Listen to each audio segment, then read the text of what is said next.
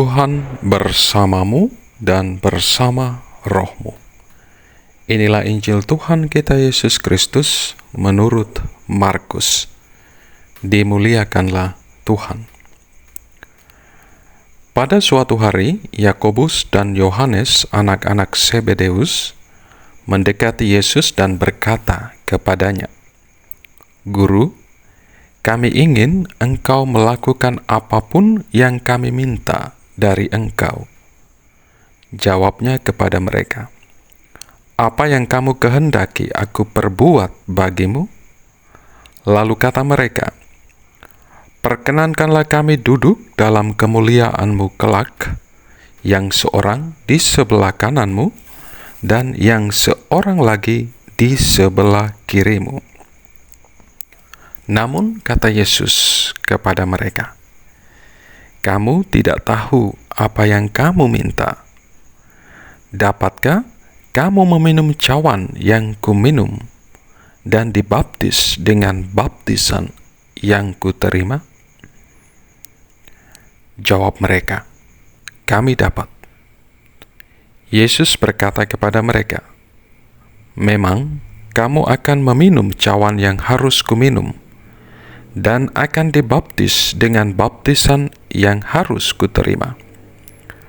Namun hal duduk di sebelah kananku atau di sebelah kiriku, aku tidak berhak memberikannya. Tempat itu untuk orang-orang yang telah ditentukan." Mendengar hal itu, ke-10 murid yang lain menjadi marah kepada Yakobus dan Yohanes. Lalu Yesus memanggil mereka dan berkata, "Kamu tahu bahwa mereka yang dianggap sebagai pemerintah bangsa-bangsa bertindak sebagai tuan atas rakyatnya, dan para pembesarnya bertindak sewenang-wenang atas mereka. Tidaklah demikian di antara kamu. Siapa saja yang ingin menjadi besar di antara kamu, hendaklah ia menjadi pelayanmu. Siapa saja yang ingin menjadi yang pertama di antara kamu, hendaklah ia menjadi hamba untuk semuanya. Karena Anak Manusia juga datang bukan untuk dilayani, melainkan untuk melayani, dan untuk memberikan nyawanya menjadi tebusan bagi banyak orang." Demikianlah Injil Tuhan. Terpujilah Kristus. Anak Manusia datang untuk melayani dan untuk memberikan nyawanya sebagai tebusan bagi banyak orang.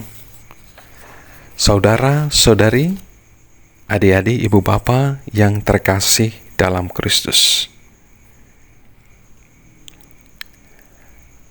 Tuhan Yesus, Guru kita, menjadi teladan bagi setiap kita dalam memaknai penderitaan atau pergulatan dalam hidup ini. Sejak awal, Tuhan Yesus sudah mengetahui maksud kedatangannya ke dunia, mengetahui penderitaan yang akan ia alami, bahkan menubuatkannya hingga 3 kali. Dia adalah Mesias yang menderita untuk kita manusia, karena keputusannya sebagai putra Allah telah membawa dia sampai pada ketaatan yang sempurna kepada Bapa, sekaligus cinta yang sempurna kepada manusia. Saudara-saudari, adik-adik, ibu bapa yang terkasih dalam Kristus, jika jalan yang dipilih oleh Tuhan kita Yesus Kristus adalah jalan penebusan dan keselamatan, maka untuk itu ia harus menderita, bahkan sampai mati. Bukankah hal demikian juga menjadi jalan yang harus ditempuh, dilalui oleh para pengikutnya? Maka dalam perikop Injil yang kita dengar bersama pada hari Minggu biasa ke-29 hari ini, Yesus menegaskan kepada Yakobus dan Yohanes. Ia bertanya kepada mereka, apakah mereka sanggup meminum cawan yang harus diminum Yesus dan dibaptis dengan baptisan yang diterimanya? Pertanyaan ini adalah pertanyaan yang Tuhan juga ajukan untuk setiap kita.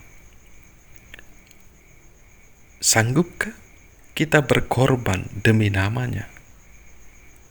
Sanggupkah kita menderita karena mengikuti Dia? Saudara, saudari, adik-adik, ibu bapak yang terkasih dalam Kristus, misi para murid adalah pewartaan bahwa Yesus ialah hamba Allah yang menderita demi manusia.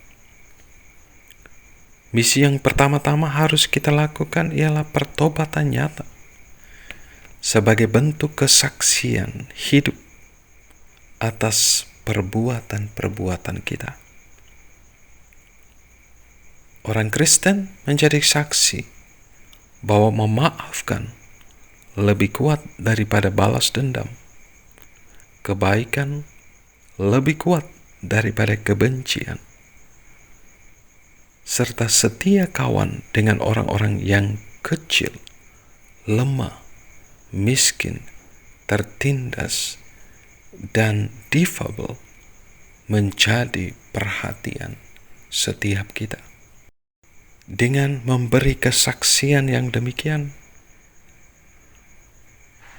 maka kita akan menjadi saksi keselamatan ilahi dalam dunia yang nyata, dunia yang kadang dihantui oleh cinta diri dan tidak memperhatikan sesama yang lemah, menderita, dan difabel.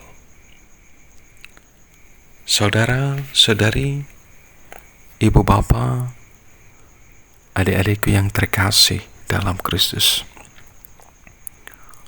melalui perikop Injil yang kita dengar bersama pada hari Minggu biasa yang ke-29 ini, mari kita berusaha untuk sungguh-sungguh menghidupi panggilan kita sebagai saksi Kristus yang tetap teguh dalam iman kita akan Dia, walaupun diperhadapkan dengan tantangan dan cobaan dalam karya perutusan kita.